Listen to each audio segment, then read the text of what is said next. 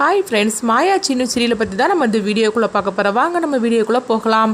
கதிர் பார்த்தோம்னா புதுசாக அவங்க கடை திறக்க போகிறாங்க. இதனால அந்த கடையோட ஓனர் அதாவது கதிர் வேலை பார்க்காங்களா, அந்த ஓனர் ரகுராம் கிட்ட சொல்கிறாங்க, இப்படி உங்கள் மாப்பிள்ளை புதுசாக ஒரு கடை திறக்க போகிறாரு, அதை நீங்கள் தான் ஓப்பன் பண்ணணும் அப்படின்னு சொல்லவும் ரகுராமும் வாரன்னு சொல்லி ஒத்துக்கிட்டுதாங்க. இதனால அவரு சந்தோஷப்பட்டுட்டு போகவும் அடுத்து பார்த்தோம்னா ரகுராம் கிளம்புவாரா அப்படின்னு சொல்லிக்கிட்டு எல்லாருமே ஆவலோடு இருந்துட்டு இருக்கிறாங்க. அப்போ ஜானகி மாயான்னு எல்லாருமே கிளம்பிடவும் இங்கே பார்த்தோம்னா பத்மா சாருக்கிட்டையும் அவங்க பார்வதிக்கிட்டையும் சொல்லிட்டு இருக்கிறாங்க, கண்டிப்பாக எங்கள் அண்ணன் போக மாட்டார், ஏன்னா எங்கள் அண்ணன் இன்னும் கதிர் மேலே கோவத்தில் தான் இருக்கிறாரு. தனாவை மன்னிச்சாலும் சரி தான், ஆனால் கதிரை மட்டும் அவர் மன்னிக்கவே மாட்டார். தனா என்ன இருந்தாலும் அவருடைய பொண்ணு, அதனால் அதுக்காக போகணும்னு சொல்லி அவங்க நினைப்பாரு தவிர, ஆனால் கதிர் மேலே இருக்கிற கோவத்தில் அவர் கண்டிப்பாக கடை திறப்ப விளக்க அவர் போக மாட்டார் பாரு அப்படின்னு சொல்லிட்டு இருக்கும்போது பார்த்தோம்னா ரகுராம் கொஞ்ச நேரத்தில் கிளம்பி வராங்க. கிளம்பி வந்ததுமே ஜானகி போகலாமா அப்படின்னு சொல்லவும் இதை கேட்டதுமே ஜானகி மாயாவை ரொம்பவே சந்தோஷப்பட ஆரம்பிச்சிருந்தாங்க. அப்போ சிவா மணின்னு எல்லாருமே ரொம்பவே சந்தோஷப்படுதாங்க. மச்சான் அந்த அளவுக்கு போவார்னு சொல்லி நம்ம கொஞ்சம் கூட நினைக்கவே இல்லை, வாங்க நம்மளும் போகலாம் அப்படின்னு சொல்லிட்டு மணி சிவா எல்லாருமே கிளம்பவும் இதை பார்த்துட்டு பத்மா அதிர்ச்சி அடைகிறாங்க.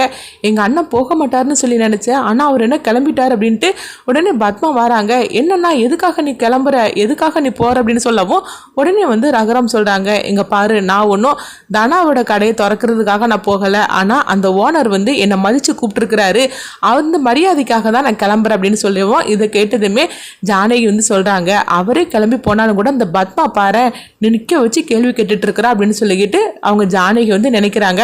உடனே இங்கே பார்த்தோம்னா அவங்க மணி சொல்லிட்டு இருக்கிறாங்க, என்ன பத்மா நீ வரலையா அப்படின்னு சொல்லி கேட்கும் போது நான் ஒன்றும் வரலை அப்படின்னு சொல்லிட்டு இருக்கவும், நீ வராமல் இருக்கிறதா ரொம்ப நல்லது அப்படின்னு சொல்லிட்டு அவங்க போகவும் இதை கேட்டதுமே பத்மா எரிச்சல் அடைகிறாங்க.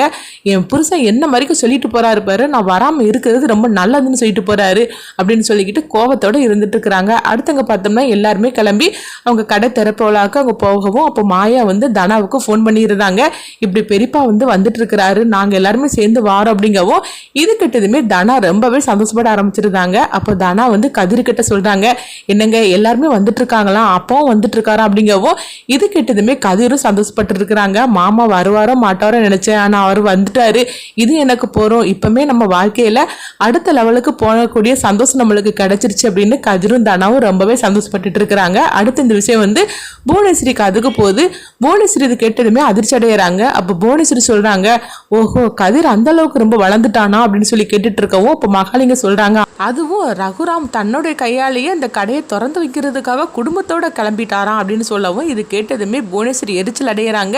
என்ன இருந்தாலும் சரி தான், அவன் தன்னுடைய பொண்ணை அவன் விட்டு கொடுக்காம அவன் கிளம்பிட்டானு அப்படின்னு சொல்லிட்டு இருக்கவும், நம்ம இன்னைக்கு தனியாக ஒரு அநாத மாதிரிக்கு நம்மளை ஊரை விட்டு நம்மளை ஒதுக்கி வச்சுக்கிட்டு இன்னைக்கு அவன் என்னென்ன குடும்பத்தோட சேர்ந்து அவங்க சந்தோஷப்பட்டுட்டு இருக்கானா, இது நடக்கக்கூடாது, நடக்கவே கூடாது அப்படிங்கும்போது அது எப்படிமா உங்களால் முடியும், அவன் தான் கடையை திறக்க போகிறான், அவன் கடையை திறந்தாச்சுது, இதுக்கு மேலே உங்களால் என்ன செய்ய முடியும் அப்படிங்கவும் உடனே நான் தானே செய்ய முடியாது, ஆனால் பத்மா செய்யலாம்ல அப்படிங்கும்போது நீ என்ன சொல்லிட்டு இருக்கிறீங்க அப்படின்னு மகாலிங்க கேட்கவும், ஆமான்னு சொல்லிக்கிட்டு ஒரு திட்டத்தை போட்டு கொடுக்குறாங்க.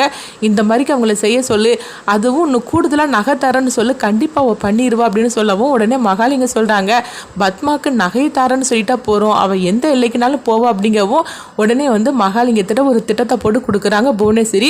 சரிம்மா நான் அதே மாதிரிக்கு பண்ணிடுதுன்னு சொல்லிட்டு அடுத்து பார்த்தோம்னா அவங்க சாருவுக்கு ஃபோன் பண்ணுறாங்க மகாலிங்கம்.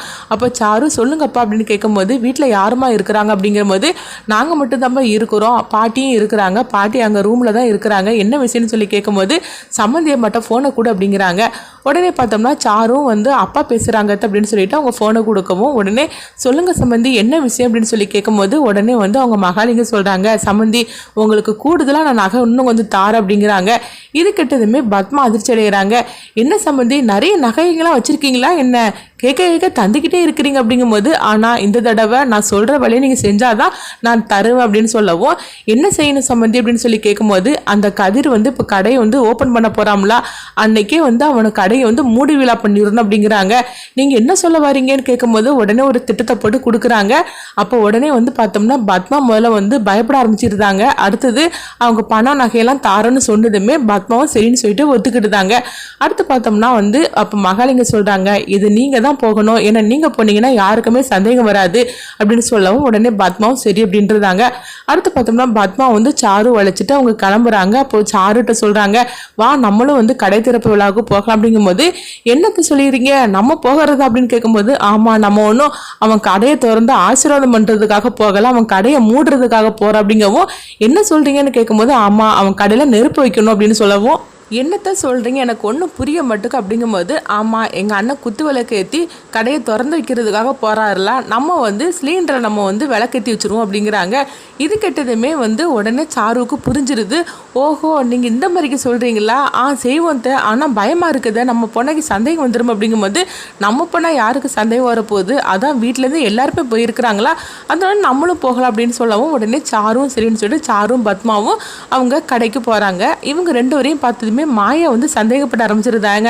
என்னது இவங்க ரெண்டு பேரும் இப்படிலாம் வரமாட்டாங்களே, கூப்பிட்டதுக்கே வரமாட்டேன்னு சொன்னவங்க, அதாவது பெரியப்பாவை கூட போகக்கூடாதுன்னு சொன்னவங்க, இப்போ திடீர்னு இவங்க ரெண்டு பேரும் கிளம்பி வந்திருக்காங்களே, இவங்க கிளம்பி வந்திருக்கிறாங்கன்னா ஏதாவது திட்டத்தோட தானே வந்திருப்பாங்க அப்படின்னு மாயாவுக்கு வந்து தெரிஞ்சிருது.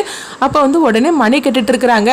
என்னடி நான் கூப்பிடும் போது வரமாட்டேன்னு சொன்னேன், இப்போ வந்திருக்கிறேன் அப்படிங்கும்போது, ஆமாம் வீட்டில இருந்து எல்லாருமே வந்திருக்கிறீங்க, அப்போ நான் மட்டும் வரலன்னா தானா கோவிச்சுக்க மாட்டாளா என்ன, அதனால தான் நான் வந்தேன் அப்படின்னு பத்மா சொல்லவும், ஓஹோ அதுக்காக தான் வந்தியா அப்படின்னு சொல்லி கேட்டுட்டு இருக்கிறாங்க. அடுத்து பார்த்தோம்னா ரகுராம் வந்து கடையை திறந்து வைக்கிறாங்க. தனாவும் கதிரும் ரொம்பவே சந்தோஷப்பட்டு இருக்கிறாங்க. இன்னொரு பங்கு பார்த்தோம்னா மாயா வந்து அவங்க பத்மாவையும் சாருவையுமே அவங்க வந்து ஃபாலோ பண்ணிட்டு இருக்கிறாங்க. இவங்க ஏதாவது ஒன்று பண்ணுவாங்க அப்படின்னு சொல்லிக்கிட்டு அவங்க ஃபாலோ பண்ணிட்டு இருக்கவும், அவங்க நினைச்ச மாதிரிக்கே பத்மா வந்து கொளுத்தி போட ஆரம்பிக்கிறாங்க. மாயா வந்து தடுத்து நிறுத்திருந்தாங்க. இதை பார்த்துட்டு உடனே அதிர்ச்சி அடைகிறாங்க. அடுத்து என்ன நடக்குன்னு பார்க்கலாம்.